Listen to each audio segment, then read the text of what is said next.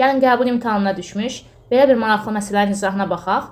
Şərtdə deyilir ki, nöqtəvi müsbət Q yükünün tərəfləri A və 3A olan düzbucaqlının A və B nöqtələrində elektrik sahəsinin potensialları arasında hansı münasibət doğrudur? Biz bilirik ki, F-nin, yəni potensialın düsturu pi bərabərdir. K vuraq, Q bölünsün, R şəklindədir. Buradan aydındır ki, F R ilə necə asılıdır? Tərs asılıdır. İndi məsafəyə baxmalıyıq. Fikir versəz, A nöqtəsi müsbət Q yükündən A məsafədədir. Deməli, onda yazacağıq ki, RA bərabərdir R-ə.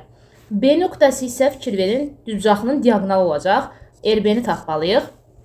Biz bilirik ki, düzbucaqlının qarşı tərəfləri bir-birinə bərabərdir. Gördüyünüz bura adısa, deməli, qarşı tərəf bu hissədə A-ya bərabər olacaq. İndi baxın, burada düzbucaqlı üçbucaq yarandı. Biz bilirik ki, düzbucaqlı üçbucaqda hipotenuzun kvadratı katetlərin kvadratı cəminə bərabərdir. Yəni, burada RB-nin kvadratı bərabər olacaq. A-nın kvadratı üstə gəlinsin 3A-nın kvadratına. A kvadratı üstə gələk, 3A-nın kvadratı eləyəcək 9A kvadratı. Bu da bizə verəcək 10A kvadratı. Buradan RB-ni tapanda 10A kvadratı kök altına düşür. 10A kvadratından kök, A kvadratından kök az çıxır, amma kökdə 10-dan kök çıxmadığından kökdə 10 şəklində saxlayacağıq.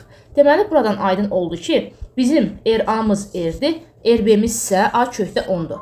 İndi F-nin R-dən asılılığını, yəni tərs asılılığını verəcəyik.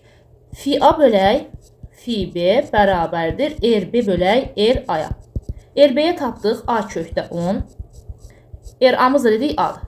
Buradan alar ixtisar getdi. Gördüyümüz kimi qaldı kökdə 10. İndi buradan F-A-nı tapsaq, F-A bərabər olacaq.